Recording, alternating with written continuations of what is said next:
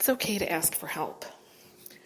I think somewhere along the line when we grew up, we were infused with this idea that when we were an adult, we would just know how to do everything, that we could be strong, and that we could make things happen.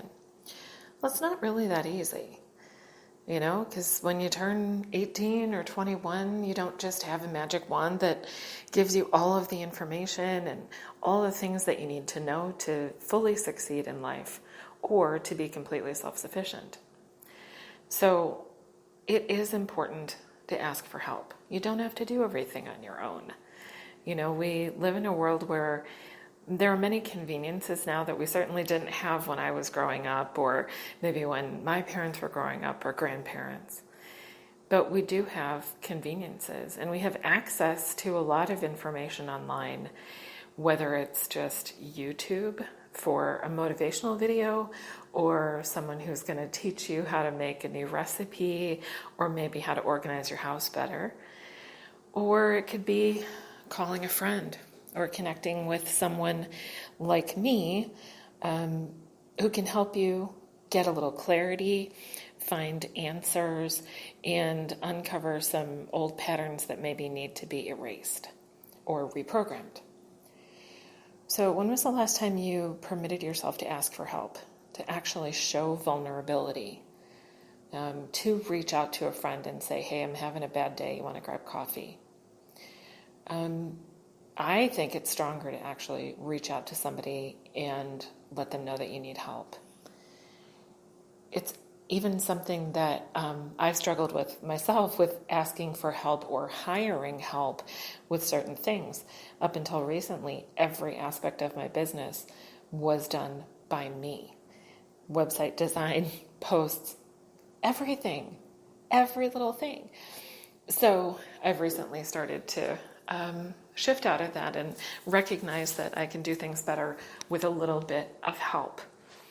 Even just the simple things like cleaning the house. If you live with someone who's not good at participating in cleaning the house or making food, you want to ask them for a little bit of assistance. If you're stressed out, if you're overwhelmed, it's okay to ask. Or if you have the ability to do so, think about once a month, save up, maybe don't go to Starbucks as often, and save up your money and have a cleaning service come in, even just once a month, to clean the parts of your house that you don't like doing yourself. We all have something with housework that we hate. It might just be having somebody come in for 2 hours and deep clean the bathroom and the kitchen and do your floors, or dusting, or whatever it is that you hate. So you don't have to be successful at every aspect of life doing it all alone. Just reach out, ask for help, look for opportunities and new people to even network with or maybe trade help with. If you have a friend who makes awesome dinners, you can go be the sous chef and have like a crazy binge cooking night where you're going to prep for the week. Both of you are going to work together and prep meals for the week that you're going to have for both of you. Plus, you're going to have a good time at the same time while you're creating. So these are just a few small ideas of ways to show vulnerability and ask for help in your life. In relationships, I feel like people have a tendency to want to present themselves as also being strong or capable of doing it all, being it all, or being that initial image that they projected when you met them. But if we're more vulnerable with the people who are around us, with the people that we're in relationships with, we will have a better experience, a deeper experience. So being open actually allows growth.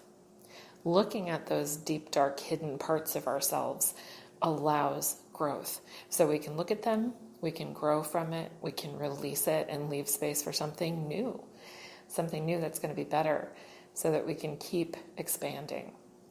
Ultimately, our experience on earth is supposed to be about learning, enjoyment, connecting with people. It's pretty simple, but a lot of times we fall back on what we were told or what we were shown as children. If you grew up in a household where you were supposed to clean your plate because of the starving children in whatever country your family may have used, there was guilt associated with eating or with not completing eating. So that's not a good pattern to have started out with. So just think about all of the things that you can do to be vulnerable, to ask for help, ask for assistance, or seek it out. Seek out places and people for support. I'm always here for you. I have clients who have been seeing me for 30 years. It's kind of crazy, but I form good, positive bonds with my clients. And it's a safe place for you to express yourself and to show your vulnerability. And I will look at all of the places where you can grow, all of the places where you can upgrade your life.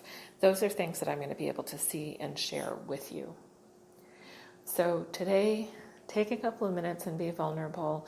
Be open, even if it's with yourself, and just make a list. Make a little list of the places where you could ask for help. The places where you need help or assistance, no matter how small.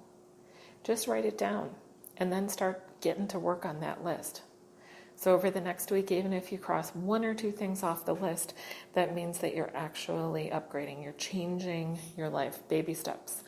Lots of things start with just one baby step in the right direction. So I'm wishing you a good list writing day, and then take action on at least one thing.